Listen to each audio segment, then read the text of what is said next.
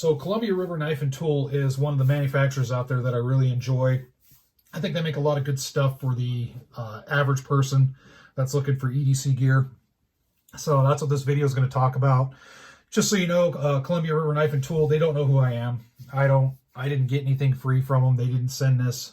Any of their knives that I have right now, I bought. I don't know if that'll be the same in the future, but just full disclosure, I bought everything. So just so you guys and gals know. So the M16 series of knives from Columbia River Knife and Tool, I really like. I have multiple variants of their M16 lineup, and I haven't gotten their whole lineup, and I'm thinking at some point maybe I will, just to have the collection, because I like to collect stuff sometimes. So maybe I'll have that.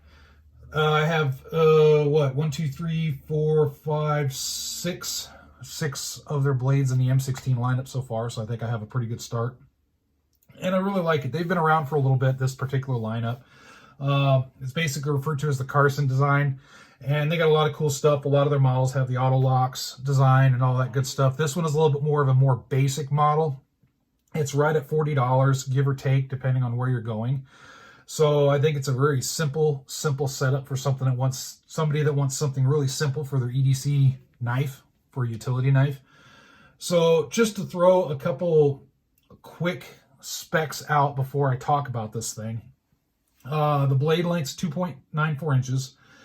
The steel is 8 CR14 MOV on the blade.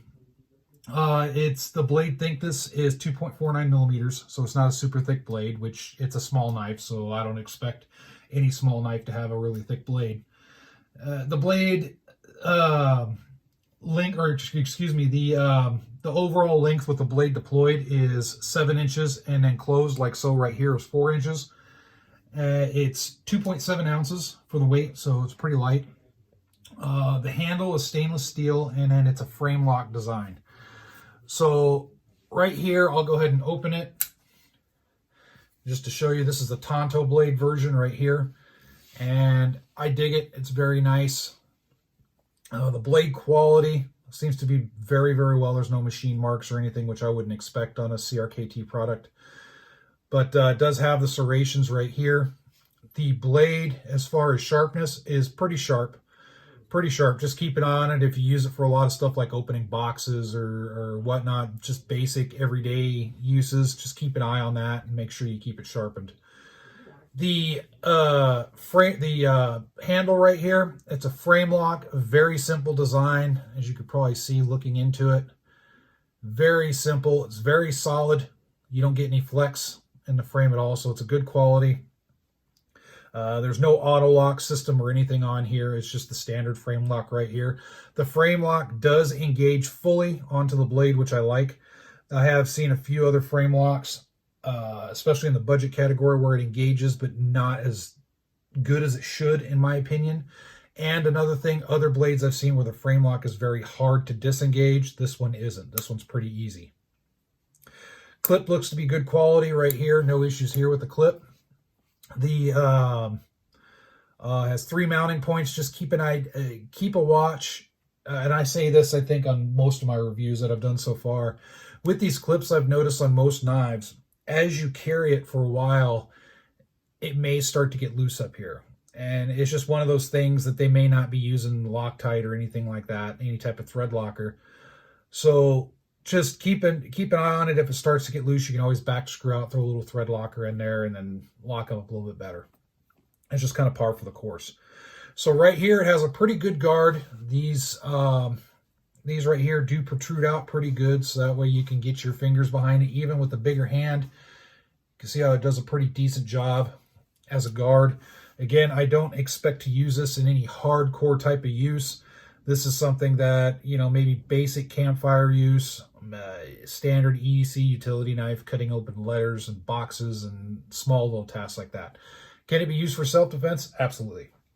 Absolutely. One thing to note on the deployment, though, and that's with this one, your results may vary, and of course, as you use it, it might get a little bit looser. But right now, if I try to just flick it without doing anything, just using this right here, you can see how it doesn't open all the way. It's just kind of a quirk of the knife. You just want to make sure that when you're flicking this, or when you're opening this, you need to flick your wrist a little bit. That'll get you the momentum needed to pop this open and to properly lock it with the frame lock. So overall, I don't see any machining issues. Everything looks to be pretty good. Here, let me show you. Let me close this again. See if I can show you the alignment on of the blade there when it's closed. And it does stay closed rather well. There's no free play or anything like that. It takes a little bit of force to pop it open. It's really important when it comes to pocket carry. The last thing you want is to have this in your pocket, whether you're using a clip or not a clip, and then it opens like that in the pocket and it ends up sticking you or sticking your hand as you reach in to grab it for whatever reason. So it does stay closed. No issues there. These, even though they protrude out a little bit, I haven't had any issues with them catching on anything and auto deploying it like that as you're pulling it out of a pocket. Like, for example, if this gets hung up on something as you pull it out, is it going to do that? I haven't encountered it. Is it possible? Sure. But I haven't encountered it myself. So overall, for just the $40 on what this costs, I dig it. I really like the M16 series. I really like the looks of them. They're pretty inexpensive for the most part. Their bigger ones are a little bit more expensive, but you know, you're looking $30, $40. Basically $50 under, you'll be able to get most of their M16 lineup. Their bigger models, I think, are around 70 to 80, give or take, depending on what exactly you're getting. But overall, pretty good. Now, just to show size comparison between this is a smaller knife right here, just to show. I know I kind of did the, sorry, I got to snake my hand through the tripod here. There's my hand right there, and there's the knife. Compared to some of the other knives, it's a little bit smaller. Here is a Kershaw hot wire that I just reviewed. And this is a smaller knife as well. You can kind of see the size comparison between this and the Kershaw hot wire. This one's just a tad bit bigger, but not by much. So it's going to be very easy for pocket carry, very easy to clip into a pocket, whether a shirt pocket or a pants pocket, something like that. So is it a recommend for me? Yeah, because I like the M16 lineup. Is it groundbreaking? No, it's not.